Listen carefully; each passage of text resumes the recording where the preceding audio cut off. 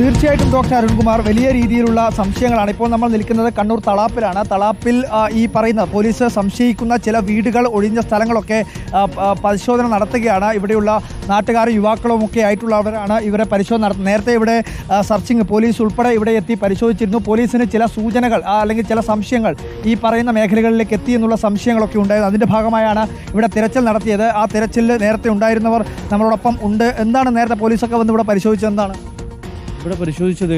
ഈ ഭാഗത്തു നിന്ന് കുറച്ച് വിട്ടുമാറിയിട്ടാണ്, ബാക്ക് സൈഡിലാണ്. അത് LIC ഓഫീസിൻ്റെ ആ സ്ഥലത്താണ് ഫസ്റ്റ് ആദ്യമായിട്ട് കണ്ടത്. അവിടെ ഒരു ഓട്ടോ ഡ്രൈവർ അതിൻ്റെ പിന്നാലെ ഓട്ടിച്ചിട്ടുണ്ടായിരുന്നു.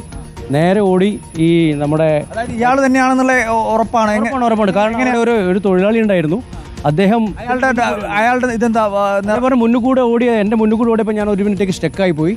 പിന്നെ ഒരു മതിൽ ജമ്പ് ചെയ്ത് താഴത്തേക്ക് പോയി കാട്ടിലേക്ക്. ഇയാൾ വസ്ത്രം എന്താ നിങ്ങൾ ഞാൻ കണ്ടിട്ടുണ്ടായിരുന്നില്ലേ? എവിടെയുള്ള തൊഴിലാളിയാ?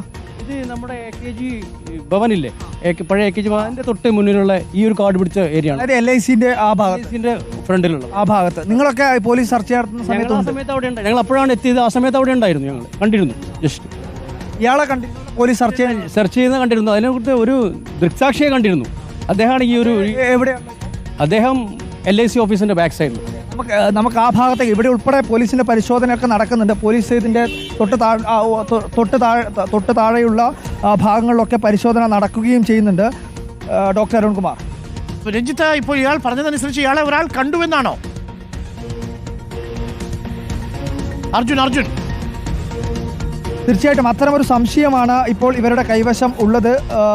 ഈ പറയുന്ന എല്ലാവരും സംശയിക്കുന്നതും ഇതേ രീതിയിലുള്ള കാര്യമാണ്. പോലീസ് ഉൾപ്പെടെ അത്തരമൊരു വിവരത്തിൻ്റെ അടിസ്ഥാനത്തിലാണ് ഇത്തരമൊരു പരിശോധന ഇവിടെ നടത്തുന്നത്.